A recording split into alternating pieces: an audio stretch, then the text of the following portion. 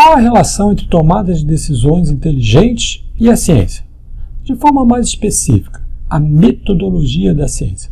Olá, meu nome é Paulo Camargo e este é o curso Tomada de Decisão Baseada em Evidências. Nós temos boas evidências, como este artigo aqui, demonstrando que o simples conhecimento dos principais fatos científicos não exime o indivíduo de acreditar em práticas pseudocientíficas, como evidente. No entanto, quando esse indivíduo possui treinamento em metodologia da ciência, a crença em práticas pseudocientíficas se esvai. Isso nos leva a concluir que a capacidade de entender como a ciência é feita, de como se chegam aos seus resultados, é mais importante do que conhecer o fato científico em si. O conhecimento da metodologia leva ao desenvolvimento do pensamento crítico, do cuidado e da prevenção. Essas atitudes são a base da tomada de decisão inteligente. As evidências são a matéria-prima do método para distinguir aquilo que é real daquilo que não é. Em outras palavras, há uma demanda por verificação, ou seja, o processo de obtenção de evidências. Confrontar, testar, estressar modelos idealizados com a realidade. Argumentos da autoridade, ou seja, acreditar em algo só porque alguém disse, tem pouca utilidade para a ciência, por mais prestígio que o emissor possa ter. Em outras palavras, o critério da verdade é a evidência. A verdadeira autoridade na ciência é a evidência material. Mas é importante que se diga que as evidências não são todas iguais. A metodologia da ciência é um guia suficientemente genérico para ser aplicado em praticamente todas as áreas do conhecimento. As técnicas e os detalhes da metodologia são determinados de acordo com as circunstâncias e com a natureza intrínseca da área. O uso de metodologias robustas e com experimentos bem controlados leva, consequentemente, às evidências mais fortes do que outras. Cabe ao ser humano fazer uma avaliação criteriosa na hora de ponderar essas evidências disponíveis. Daí observamos recentemente o surgimento de uma tendência nesse sentido, de usar evidências para a tomada de decisões mais inteligentes. Essa é a prática baseada em evidências, ou PBE. É um movimento que começou na medicina em 1992 e se estendeu por várias outras áreas do conhecimento, como enfermagem, farmácia, nutrição, odontologia, conservação de energia, educação, policiamento e até na filantropia.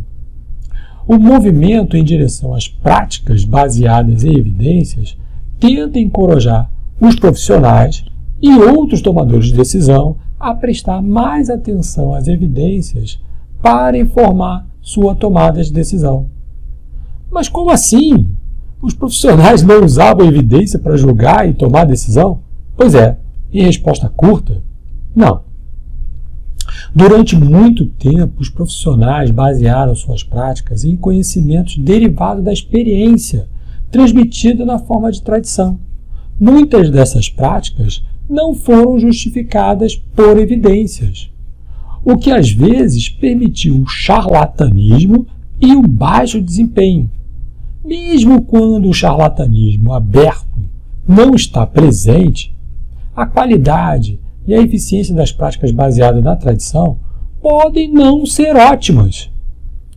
À medida que o método científico se tornou cada vez mais reconhecido como um meio sólido para distinguir o verdadeiro do falso, as práticas baseadas em evidências tornaram-se cada vez mais adotadas. Se é assim, que tal fazermos uma visão geral do método da ciência? Vamos começar com uma pergunta tão fundamental quanto simples. Como sabemos se algo é verdade? Este é o pilar básico da ciência, a dúvida. É porque temos dúvidas que fazemos ciência. A dúvida é o motor impulsionador para se fazer ciência.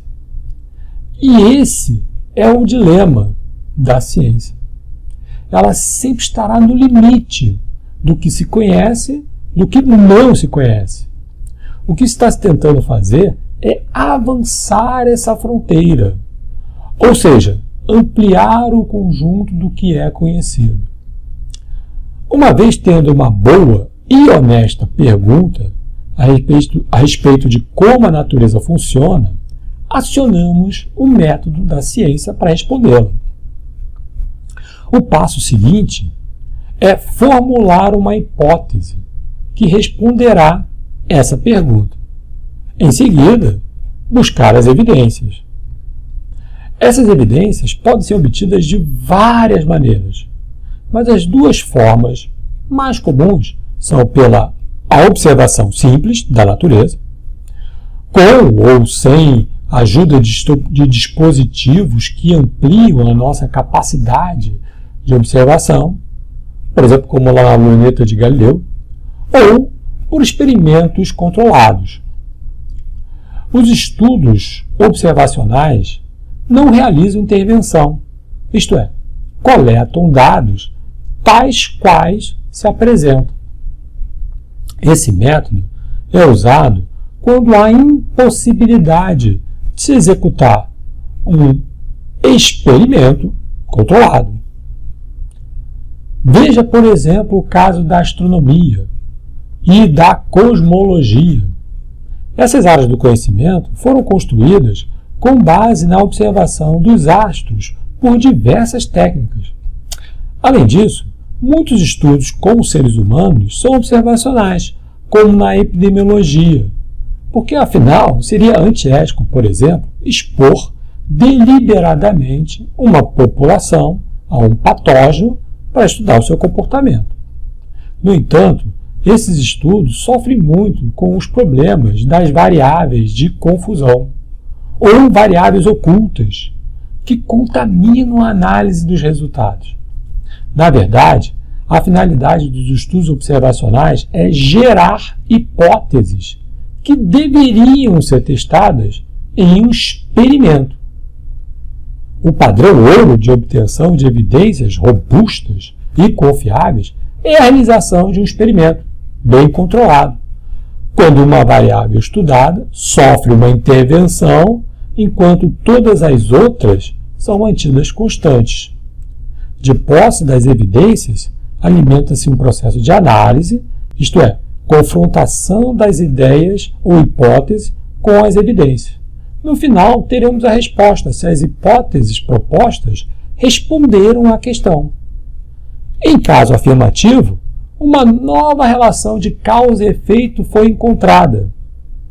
Qualquer estudo científico tem por ambição descobrir essas relações de causa e efeitos verdadeiras, por meio dessas relações que se podem explicar tanto o passado como prever o futuro. Prevendo-se o futuro, permite justamente a construção de bens e serviços que facilitam e melhoram a vida dos seres humanos. Essas relações são empacotadas na forma de leis e teorias. Urge-se a necessidade de publicá-la. A publicação é um ato de responsabilidade com a humanidade. Afinal, a ciência é um bem universal. Portanto, a publicação é o resultado final da ciência. A criação de leis e teorias é o seu objetivo final. Não há nada além. A não ser que novas evidências venham à tona ou novas leis e teorias substituam as existentes, por serem mais aderentes à realidade, digamos. A publicação de artigos é feita em revistas científicas especializadas. A publicação não é imediata. Os artigos propostos por pesquisadores sofrem um processo de revisão rigoroso e criterioso. Os revisores são outros cientistas que sabem tanto ou mais que os próprios proponentes. Os revisores verificarão a relevância, a aderência ao método científico, a justeza das análises, a ausência de vieses e a compatibilidade das conclusões com as evidências encontradas. O processo é rigoroso, mas não significa que é perfeito.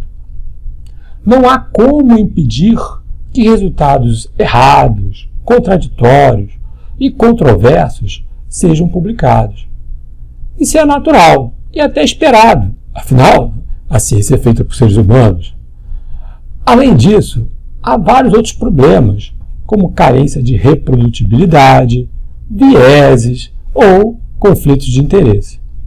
Mas o importante é se aperceber que o debate científico deve ocorrer nos artigos que são publicados em periódicos específicos e não na grande mídia, justamente porque estes periódicos possuem um sistema de revisão por pares. O mesmo não ocorre em livros, vídeos na internet ou reportagens na grande mídia. Há vários outros interesses em jogos, agendas ocultas, interesses econômicos e até status quo. Talvez seja por isso que várias iniciativas têm surgido no sentido de se realizar uma divulgação científica para o público geral justa e correta. É notório o impacto dos resultados das ciências em nossa vida cotidiana. Usamos as conclusões da ciência para tomar decisões cruciais em nossas vidas, para a nossa saúde, para o nosso aprendizado, para a nossa carreira, para tudo, enfim. Em conclusão, para a tomada de decisões inteligentes. Portanto, uma divulgação clara, correta e acessível ao grande público é um direito humano universal e um desafio para os cientistas e governos que sejam responsáveis com a sociedade.